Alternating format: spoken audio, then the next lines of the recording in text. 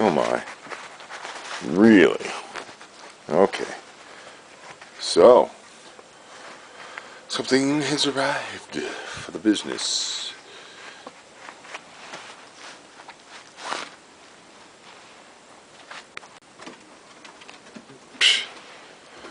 I don't know what you want. I know what I want. I want to open this package, and I don't want you to grab this sheath and run off and hide it somewhere. Alright then. Try not to stab myself in the appendix with this scalpel here. Scalpel dashi.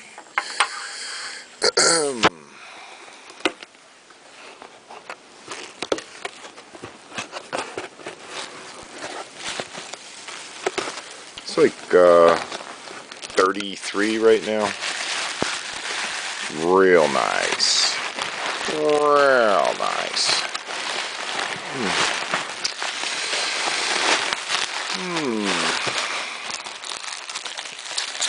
A little bit smaller than I was expecting, to be honest with you. I was thinking this might be a tad larger.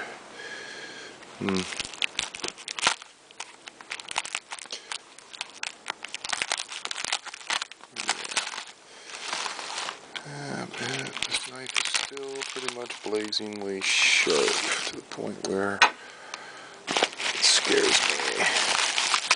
It is a Thomas NOS, new old stock, something. Never made it to production. It's a single stage.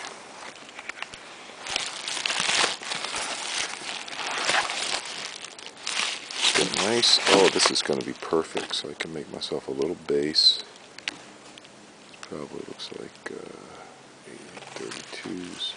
Great little rubber isolators. Put it on a little base. Yes. I also have the 24-volt power supply. I've got some switches and stuff, so I should be able to dink around with this. This appears to be a 3/8. Alrighty then. Guess it'll work. This looks more like quarter. This side. Be nicer to have like a quarter on that side. This is where the air puffs out, and this is where the air sucks in. So theoretically, it can be used to create a vacuum. Like I said, embracing the suck.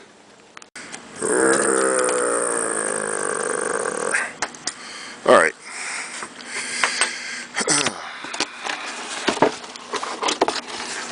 While we're on the topic of embracing suck, here's something to suck on. Suck on this. Oh my God. What can I say? This is very cumbersome. This. Oh, it's a beautiful thing. Oh yeah.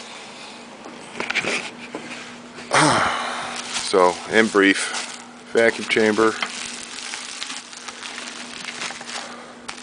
ready to sock onto the Thomas vacuum pump. We'll just have to test it and see if I can draw down 27. I know I won't be able to hit 28 or 29 at 2,000 foot elevation. I don't think it's possible with my location. But there it is.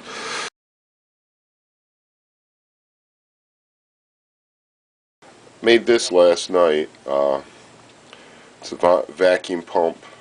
It's about almost a 2 CFM vacuum pump, despite its small size. It's a diaphragm pump, oilless, 24-volt power supply. I built a little case for it. This is made out of cell cast acrylic, nearly indestructible. As you can see, it allows you to see the entire unit. The pump is mounted with vibration isolators, dampers. Okay, everything is screwed in place with nice flange head screws.